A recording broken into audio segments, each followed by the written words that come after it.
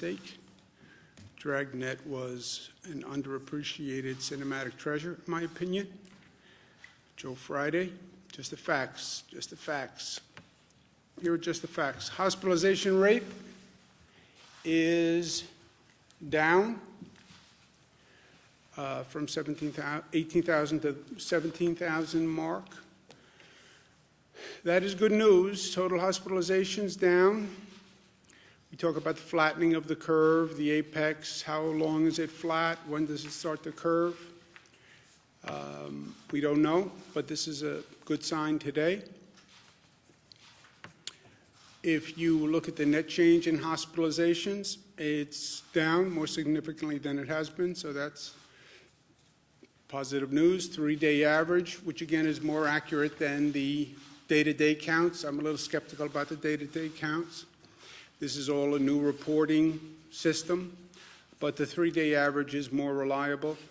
ICU admissions number is also down significantly for the first time, so that's good news. Intubations is down, and that's really good news because the intubations ultimately lead to the worst news. 80% roughly of people who get intubated never come off the ventilator.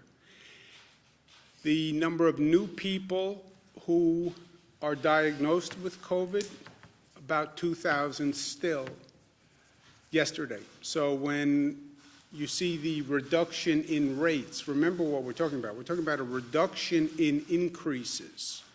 You still have 2,000 people every day about who are walking into a hospital for the first time or who are being diagnosed with COVID for the first time. And 2,000 is still a lot of people. But the good news is it means we can control the virus, right? We can control the spread. And we did not know for sure that we could do that. We speculated that we could do it, but we didn't know. So now we know that we can control this disease. The bad news is 2,000 people walked into a hospital yesterday for the first time with the disease, and the worst news is 600 people died yesterday from the disease. That is still continuing at a really tragic rate. Of those deaths, 577 in hospitals, 29 in nursing homes. We've been watching the nursing homes because nursing homes in many ways are ground zero for this situation. Last night, the number in nursing homes was relatively low. Everyone asks the same two questions. When is it over? And how do we get there? How do we start to make our way from here to there? When is it over? As I've said, you know, when is it finally over? It's over when you have a vaccine, and that's 12 months to 18 months. We've said to the FDA, any way we can be helpful in the testing of that vaccine, how do we accelerate that? How do we expedite it? New York is ready, willing, and able to do that with the FDA. Maybe there's a medical treatment between now and the vaccine. That would be great. But those are unknowns, and it's out of our bailiwick. We are working with a lot of companies that are working on treatments. We're testing treatments in our hospitals, but that's a pure medical research and development function, which is beyond us. At the same time, how do we unpause New York? New York is now on pause. How do we unpause it? First, do no harm. Don't let that infection rate go up to the best of your ability. Don't lose the progress that you have made. Second, now go back that we have some stability and we can actually work with the healthcare system, which we had on overdrive for many, many weeks. And we had increased the capacity, as you remember. Every hospital had to increase capacity 50%. I mean, just think about that. 50% more beds, staffing those beds during this horrific period. Now we have a chance to be more intelligent, frankly, about handling our healthcare system. Testing and tracing, testing and tracing, testing and tracing, and we need the federal government to work with us on that. and then phasing an economic return to the quote-unquote new normal, right? Those are all activities that are going on at the same time, and that's our plan to quote-unquote unpause New York. You stopped everything. How do you now restart that machine in a coordinated way that doesn't drive up the infection rate? That's the balance that we're trying to strike. On unpausing and having businesses open, that is a nuanced question. There's no light switch. It's not all businesses go back tomorrow. It's what businesses, what do they do, what risks do they pose, and what changes can they make in their business to make them more safe.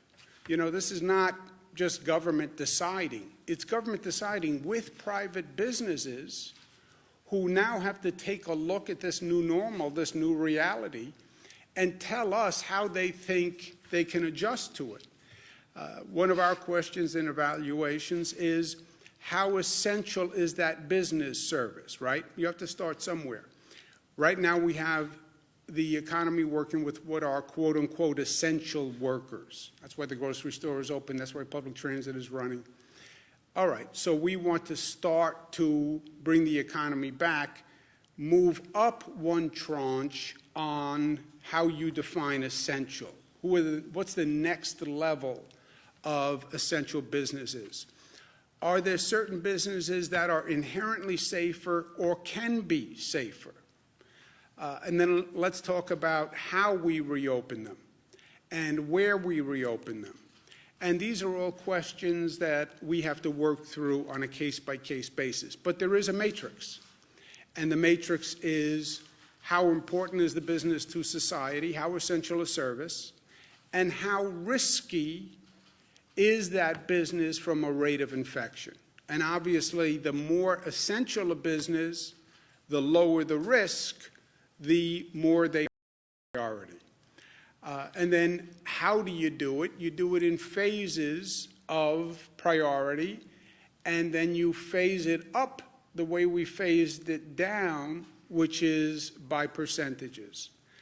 And this is going to be an ongoing process over the coming weeks that we're working through with the other states. But at how important that business is and what the risk that business poses. And then do it in coordination with our other states, because this is really a regional issue and it should be addressed on that basis.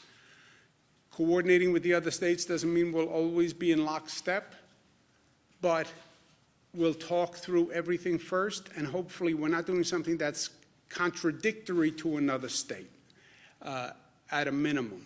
And so far, so good on that exercise. And that analysis is ongoing. But it's not going to be all about what government does, the private sector now has to think about what they do and how they do it and how they can do it differently in this new normal. Reimagine your workplace. And we learned a lot through this situation. People worked from home. Well, how many people can continue to work from home and the business still work? How do you socially distance in the workplace? Can you socially distance in your workplace? What are your new normal procedures and practices? How do you think you're going to get workers back and forth? And what precautions would you take? In the workplace, how would people work, and where would they sit, or where would they stand? And how do you do it without conference meetings? And how do you do it without gatherings? How are you going to interact with the public in a way that keeps the public safe, right? We're talking about businesses that pose a lower risk.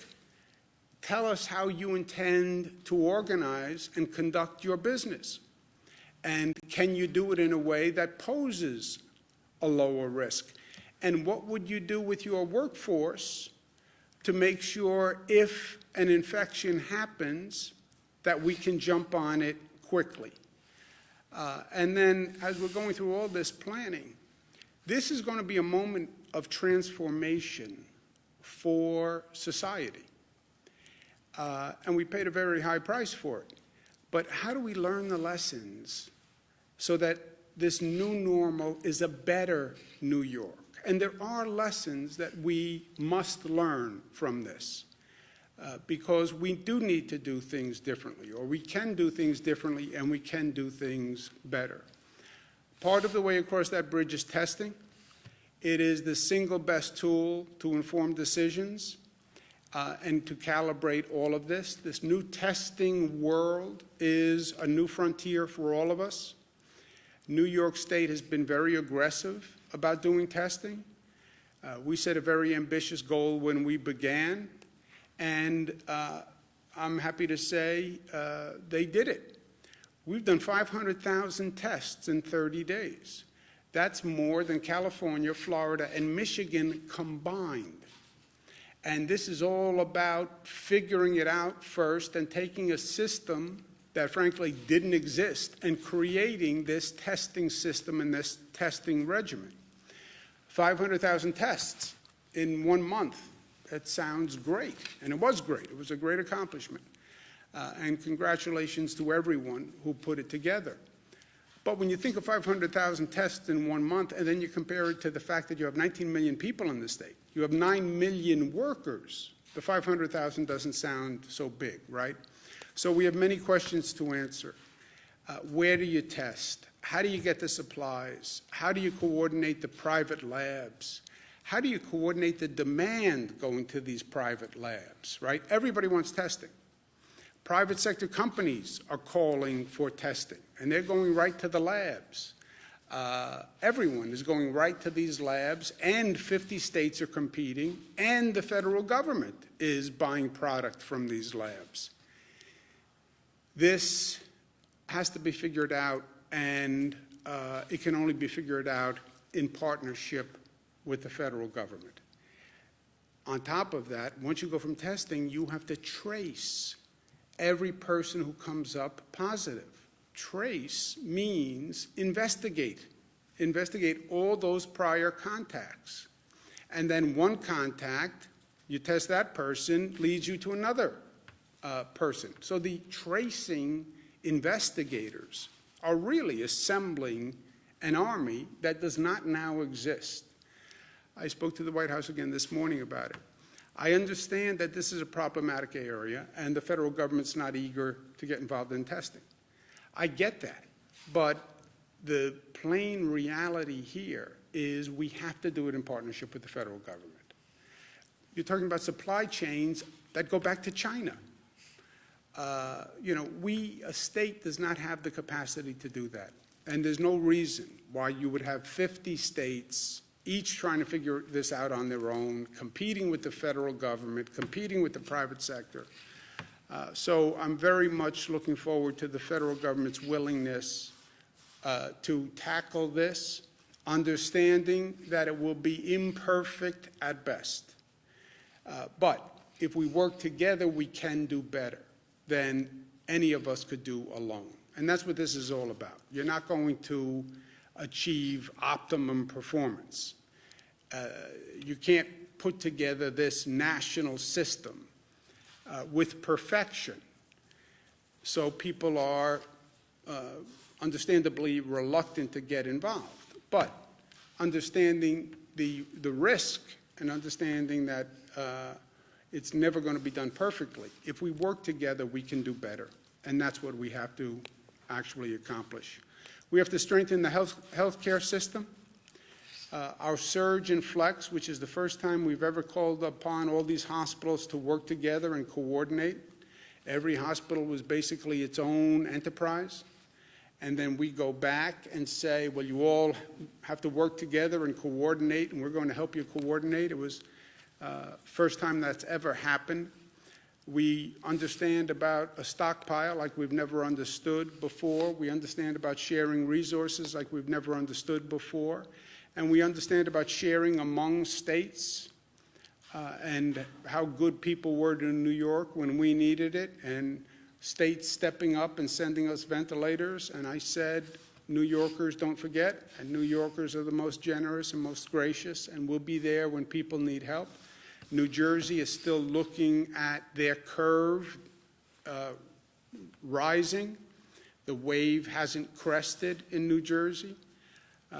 They're our neighbors. Anything we can do to help. I've told Governor Murphy all he has to do is ask. We're here. And we're going to send 100 ventilators to New Jersey. But the key to all of this, the calibration, is the infection rate.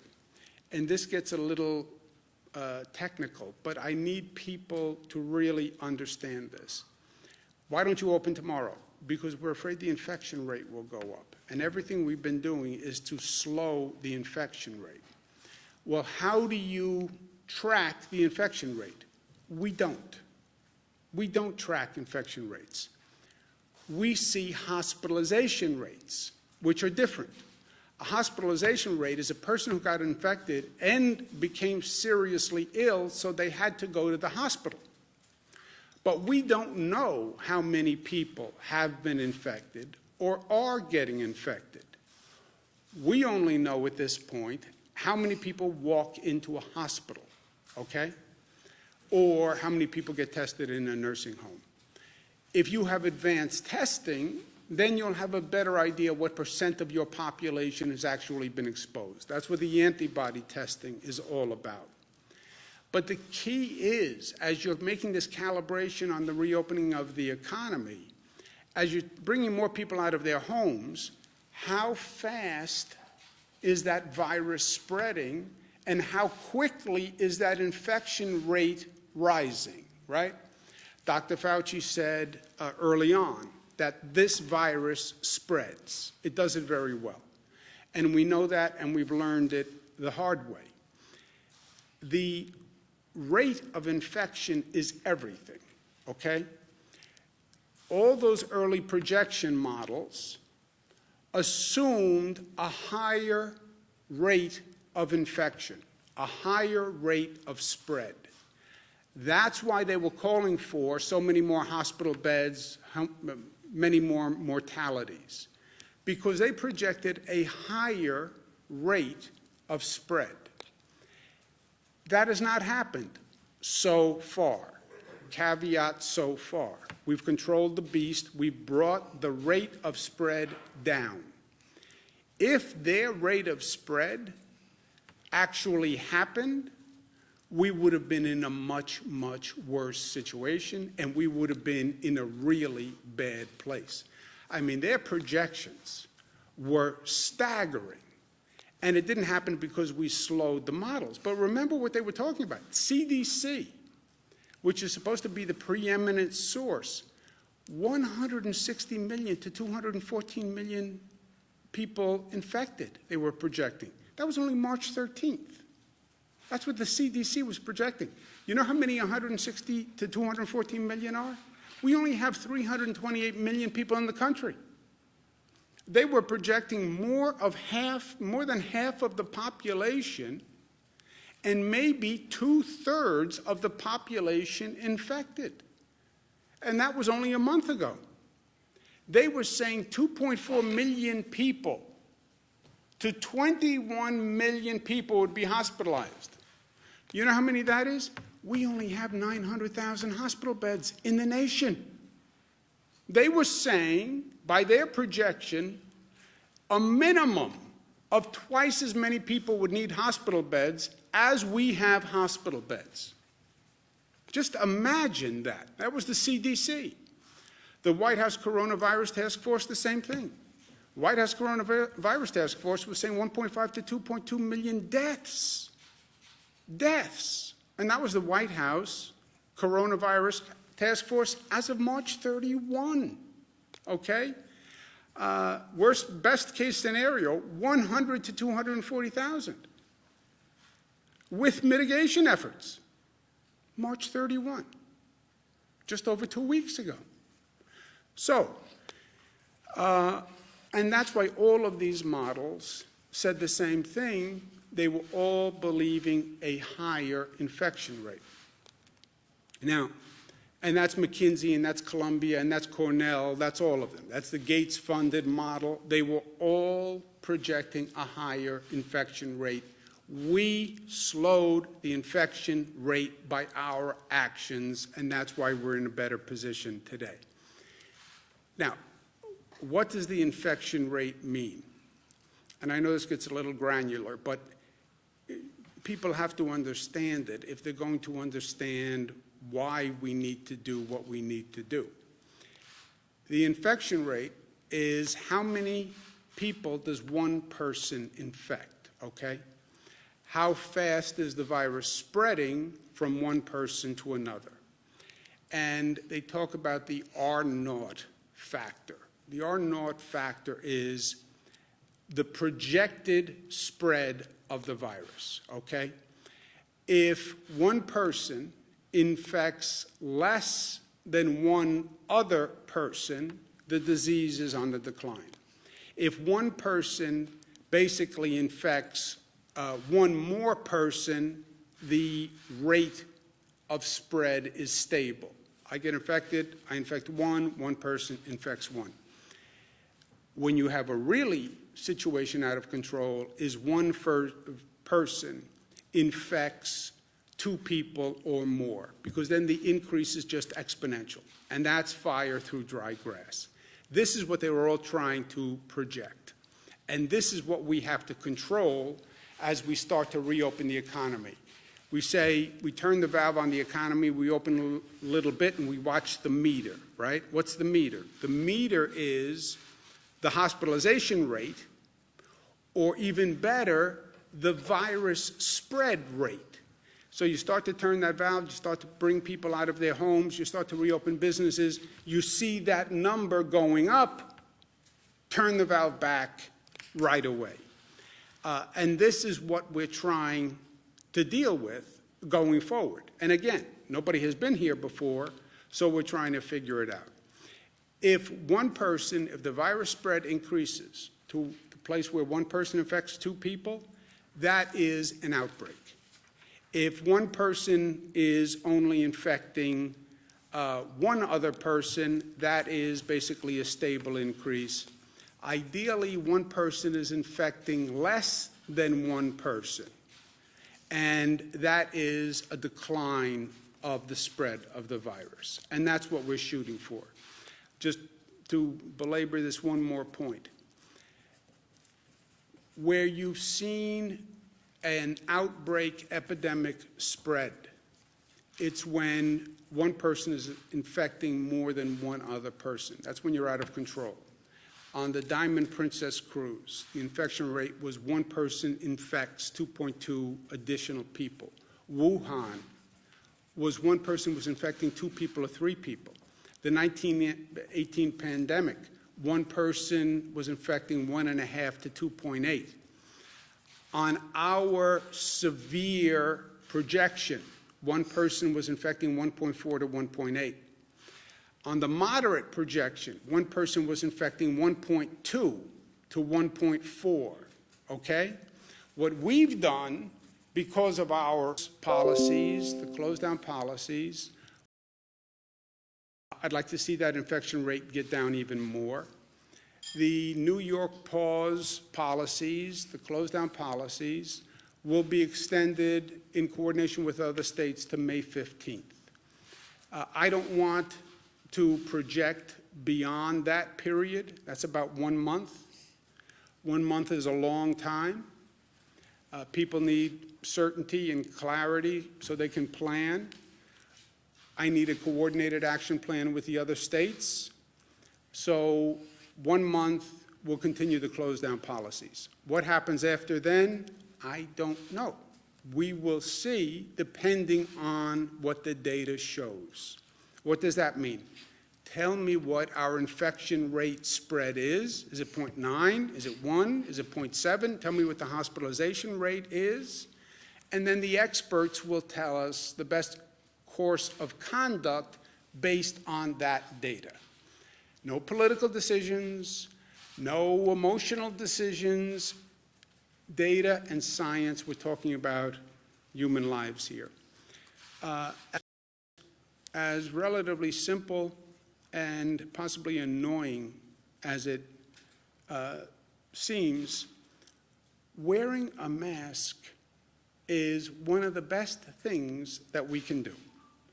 And I understand I'm getting a lot of not happy phone calls off what I said yesterday about wearing a mask in public, but I'm sorry it makes people unhappy. I do not consider it a major burden, and it really is a simple measure that can save lives. And yes, people say it's a personal intrusion on them, but again, remember, it's not just about you, right? I have rights also, and my kids have rights, and your kids have rights, and you have a right for another person to take reasonable safeguards not to get infected. So the masks work.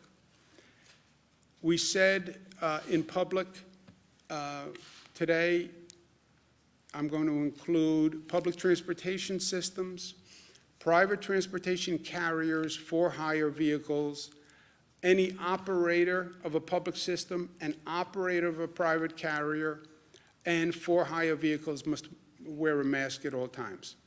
What does this mean? If you get on a bus, you need to wear a mask.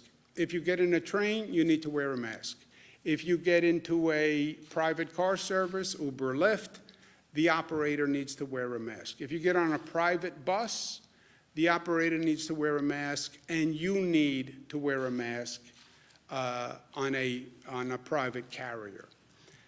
So is this inconvenient? Yes, but you're in a closed environment by definition. You're not socially distancing by definition. You're the front seat of a car to a back seat of a car. You're one seat in a bus to another seat in a bus. This is a precaution for everyone that I think balances individual liberties with a social conscience. This will go into effect Friday, 8 p.m. Ultimately, what determines the rate of infection? You do, and I do. That's what this all comes down to, as simple as it sounds. It's not about government. It's not about anything else. It's about what people decide to do and what people have decided to do. They have brought this infection rate down. It's that simple. Nurses, doctors did a phenomenal job. First responders did a phenomenal job. Essential workers did a phenomenal job. But that rate came down because people changed their behavior. That's what happened. It is about the behavior of our people. It's that simple. It's our behavior. It's our level of discipline. It's how we educate our children. It's how considerate we are of others. What we're willing to do to safeguard others' health in our community. That's what makes all the difference on what we're doing. And it is the simple things. It's wearing a mask. It's washing your hands. It's the hand sanitizer. It's the social distance. It's making sure your children understand what to do, what not to do. It's all of these simple procedures that seem almost insignificant, but on a collective basis make all the difference in the world. And it is making smart choices.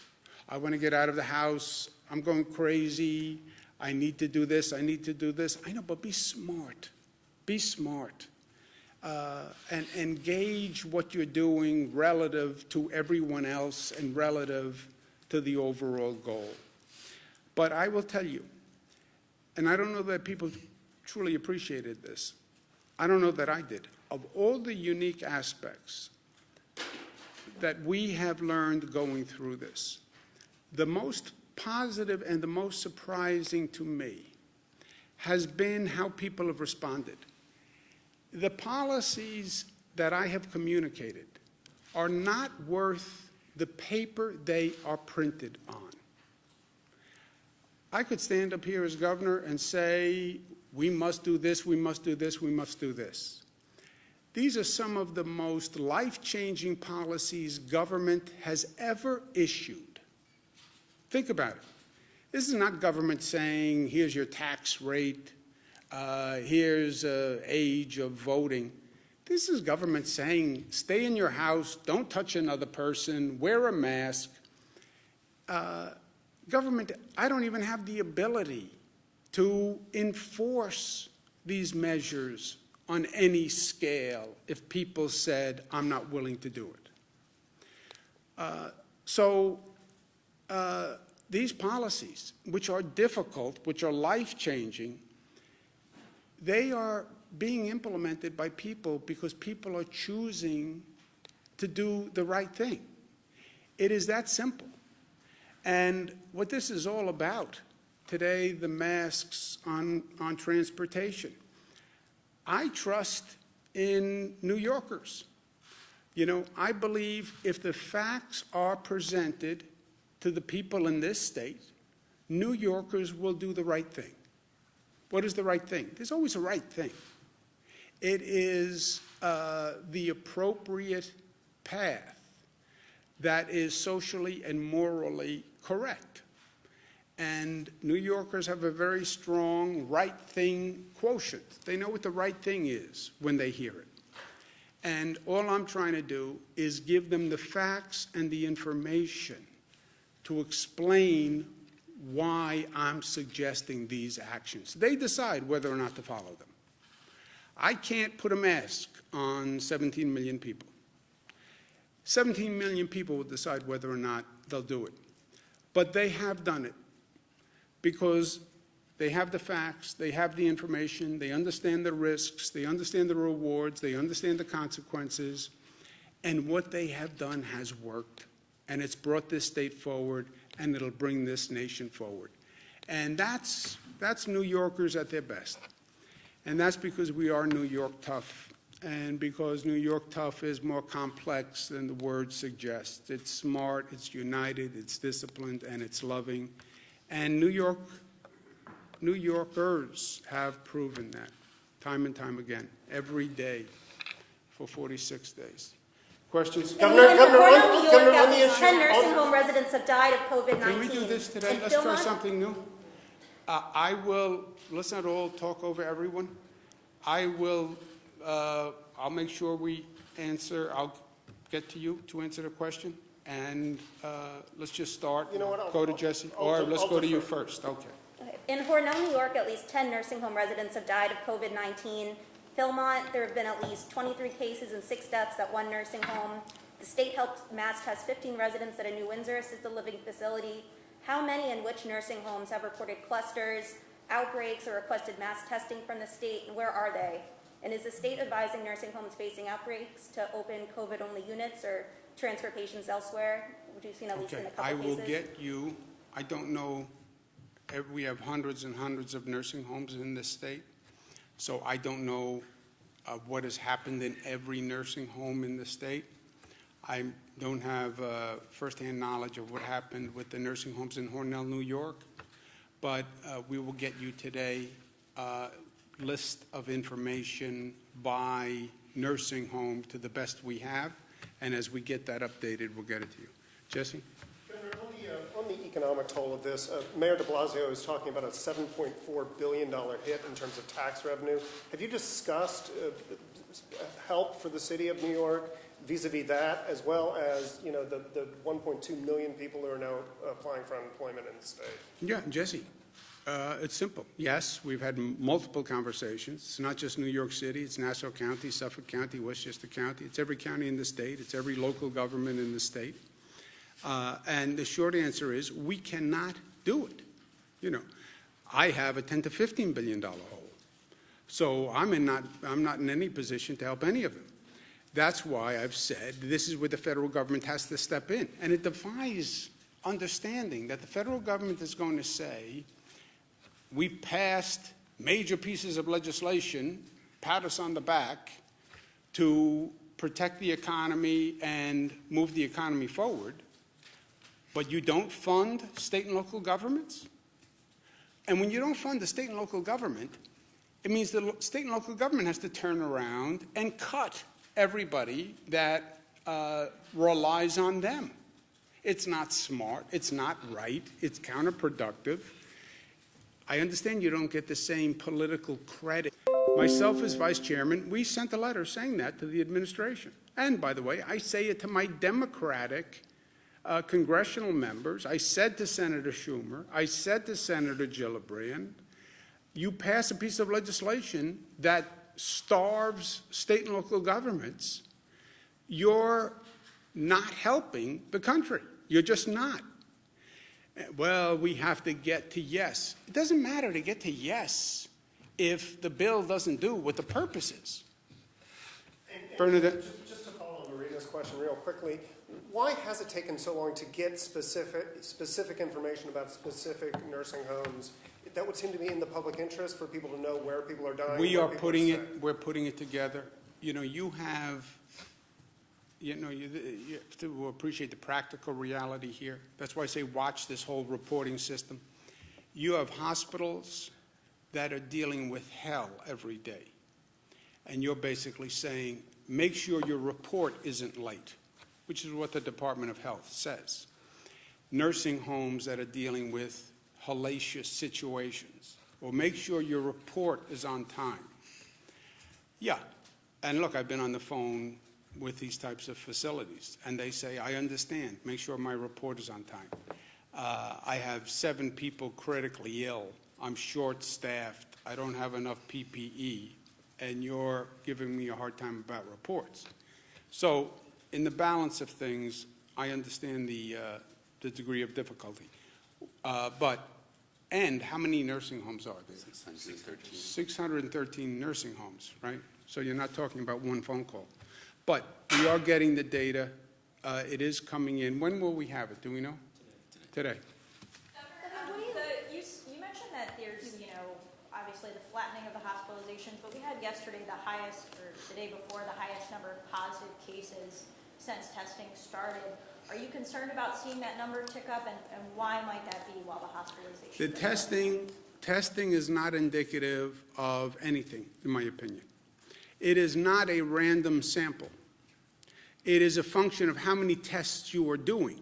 What's been happening is our testing capacity is going up.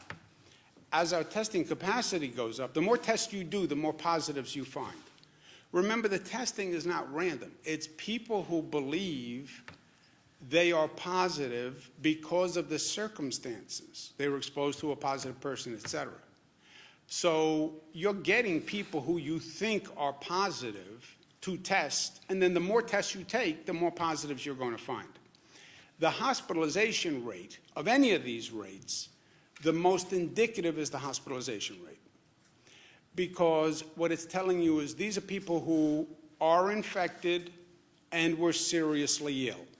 That's what the hospitalization rate tells you. It's the only real data you now have. It doesn't tell you the rate of infection spread and whether it's increasing or decreasing. But it tells you how many people walked into the hospital who were positive after they were tested and who were seriously ill. That's the only number you have that is statistically representative. President Trump accused New York City of padding the death count, padding the numbers, because they changed the way that they're recording. So now they're saying they added something like 3,800 new deaths based on in-home deaths. What do you say to that? Do you think that the president is correct in saying that? And also, when is the state going to start having that separate category? Yeah, Melissa knows this better than I do. Look, I think what you're seeing is, well, first, I don't know what the president said specifically, what his words were. And why would New York City want to inflate a death toll? I mean, that doesn't make a lot of sense. It's bad enough as it is. It's painful enough as it is. Why would you want to inflate a death toll? Look, I don't know, but it sounds even more bizarre than usual that anyone would want to do that. I think what's happening is they're changing. CDC put out different guidelines about what numbers you must report. We've always said all we really know are deaths in a hospital or deaths in a nursing home. Could people be dying at home because of the coronavirus and we're not counting them? Yes. was this a rough estimate? Yes. So now we're trying to refine the estimate, other categories, other possibilities. I think that's what it is more than anything. It's more of a reporting process. But Melissa, do you know anything more No, about it's exactly what the governor said. So the CDC put out guidance on reporting. So actually, it's the president's own CDC that put out this guidance. And the city was very clear. They actually did not tack on that number to the total death count. They created a new category that's called probable deaths. This gets murky, right, because a lot of people are dying of various things, and if it's shortness of breath or you had a fever, there's a lot of assumptions that could be going on behind the positive. Everybody knows in this room, Assemblyman Brodsky, the assumption was that he had died from COVID. A few days later, they discovered it actually wasn't COVID. So the number is not precise, and the city actually did not put that number into the death count number. It's a separate category. I actually believe the press misreported this in some instances and conflated the two. And so that's what it was. But they did not pad the numbers, and this was a CDC-directed category that the city started reporting that the state is actually also working to report. Excuse me a second. Did you want to add something, Doctor? It's exactly what you mentioned. They're presumed, as Melissa said, they're presumed deaths, that somebody died from something which may have been a different respiratory illness, and they say, well, maybe it's coronavirus. Right, because the Post reported last week that EMS and law enforcement were going to homes and getting that raw data and saying, hey, this could potentially be a much larger number. So is that the kind of misreporting you're talking about? So, but I'm saying when I say conflating, I'm saying there's probable deaths, and then there's the people who we know to have confirmed died of COVID. They tested positive, or after they died, there was an autopsy done, they tested them, and they confirmed after they died that they had COVID. So probable is a category that it's somebody who died, and based on the symptoms or based on how they died, they believe that it could probably have been COVID. So that's that category. The underreporting of the deaths in the home is another added complication into all of this. But to answer your first question, the city did not pad the numbers. They created a separate category to address the probable deaths, which was a directive of the CDC. Yeah, I think what happened, I think that refreshes my recollection. I don't think the city put the numbers together. I think the Times wrote a story that put the numbers together and then said they had a much higher number. I get it's a great headline, but it's not totally accurate. Karen? Reports out of hospitals that some of the COVID patients, or a significant number, are having kidney failure, and that now that there's a shortage of the dialysis machines. I guess maybe that's more of a question for Dr. Zucker of how, is that something that you're Shortage worried of about dialysis machines? We have heard that we are looking into this about those who need renal dialysis and to make sure the machines are available for individuals. And regarding having kidney failure as a result of having coronavirus, often when people get that ill and end up in the intensive care unit with multi-organ system failure, multiple problems, the kidneys are one of the organs which take the hardest hit initially. Is there a shortage right now? We have heard about an individual report, but there aren't shortages that are across the board. Now, every once in a while we've heard that they need a dialysis machine, and we worked on that to get them in. If they have a shortage, Karen, they call us. We have these daily inventory equipment sharing. That's a surge flex. So if any hospital has a shortage of anything on a daily basis, they let us know. And then we find that, and we've been able to find that equipment for them or that PPE, so nobody's had an actual shortfall. But if somebody had a problem that they couldn't do dialysis because they didn't have machines, they would have more than likely let the state know. Go ahead. I have a few follow-up questions on masks. Does the mandate apply to kids? 2 years and older. 2 years and older. Depends how you define kid. Which is what the CDC recommends. Okay. Yesterday, when referring to the mask mandate, you said it's not that inconvenient. You said, what's the big deal? For many people, we've learned it is a big deal to wear a mask. They feel that this is a symbol of government control. A lot of people feel that this is a symbol people are falling prey to fear. And we've seen doctors on the news for weeks now saying that regular masks, regular medical masks, and the cloth masks do little to protect you from coronavirus. Do you feel like you're underplaying the impacts of your mandate? No, I said, I don't know how you're going to be underplaying. I said that I know there's a lot of opposition to this. I've had many people say they don't like it. So, no, I'm fully aware of the opposition to wearing a mask. It's a face covering, right? Just so we're all saying the same thing. It's a mask or a cloth covering of the nose and mouth. It doesn't have to be a mask. It could also be a cloth covering. But no, I understand that people do not like it. And people understand, some people do not like it. And some people think it is an imposition. And it is a government overreach. I understand that. By the way, some people think the close down order was a government overreach. Some people think that this is all a fabrication and a political conspiracy. To them, I say, if you don't think 600 people died yesterday, and if you don't think that's a problem, I disagree with you. If you doubt that 600 people died, I'll bring you to see the 600 people. So is it a fabrication? No, 600 people died yesterday, okay? And that's a reality we deal with every day.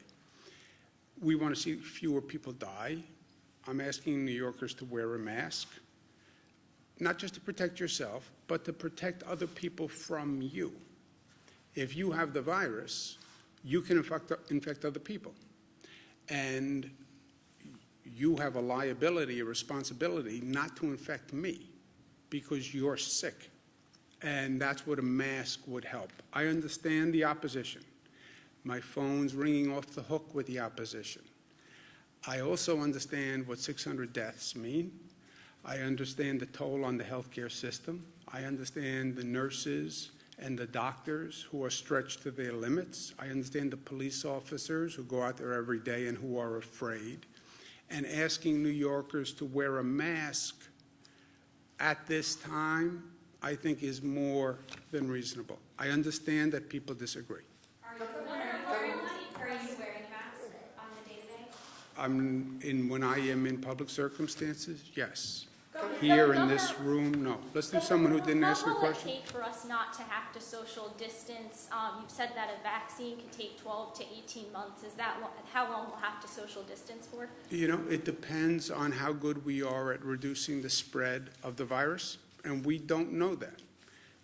It also depends on when they come up with a medical treatment, and we don't know that. So I understand people want certainty and closure, but we don't have it. We don't have it. Let's do someone who didn't ask a question. Josefa? California, Gavin Newsom is giving undocumented immigrants $500 since they were cut out of the federal stimulus package. Is New York considering doing something similar, and can we do that considering our financial state?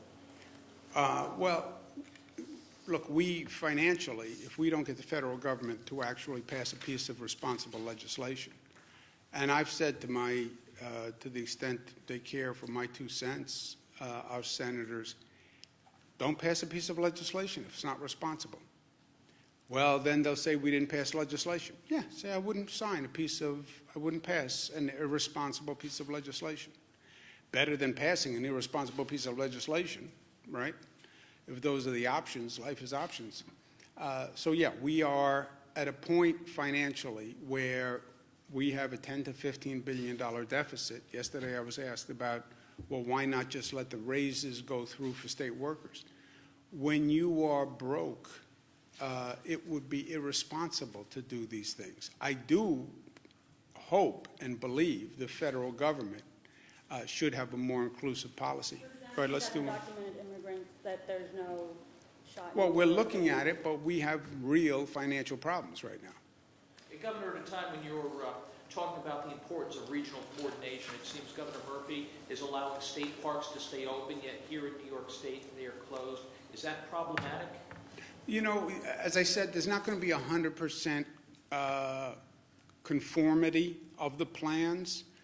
More, it's understanding what they're doing, what we're doing, so we don't conflict and bump into each other, which has happened in the past, because people make decisions. The state parks, look, I can argue it either way, right? All of these things are judgment calls, but I don't think that's especially problematic either. And regarding unemployment, we're hearing stories of people are still not getting return phone calls within 72 hours, particularly people who are self-employed, who have lengthy documentation to fill out. Has that been an issue? I don't know if it's for you. I have not heard that. Melissa. Melissa, do you know where that is? So again, let's do some context here. As Jesse noted, and the Labor Department is going to be putting out the figures later today, another 400,000 people filed claims on insurance in the last week, the week ending this past Friday, which brings us up to 1.2 million claims in the last 5 weeks. To give you guys a sense of comparison, during the entirety of the 2008 crash, New York State lost 300,000 jobs. So in terms of the volume that the Department of Labor is dealing with, just for everyone's understanding. At this point, they have completed 925,000 claims. There's 275,000 claims that are outstanding. Some of those people are from the last week. Some of those people, unfortunately, date back to the middle of March. Most of the people who date back to the middle of March are people who require additional forms for, as you said, people who are self-employed, people who are contractors, and so that process has been taking longer. We're working together to try to figure out the best way possible to expedite this. It's great that the system has worked better for some. If you're one of the people who are still struggling, it doesn't matter at all, and we understand that, and I sympathize with that, and I apologize for that. And we're going to continue to do everything we can to bring the system up to deal with this scale as soon as possible. Let's do one more. Somebody go ahead. What about low-income people or homeless people who maybe might not be able to purchase a mask? Is there going to be a way for them to maybe pick up one or something? Yes, we're working on that, and we're working with local governments in making sure people who can't pay for a mask can have one. Remember, it's not a mask. It's a face covering, so it can be a handkerchief, a bandana, it can be a cloth covering, etc. It can be stylish or fashionable or just boring and plain like mine. All right, I'm going to go to work.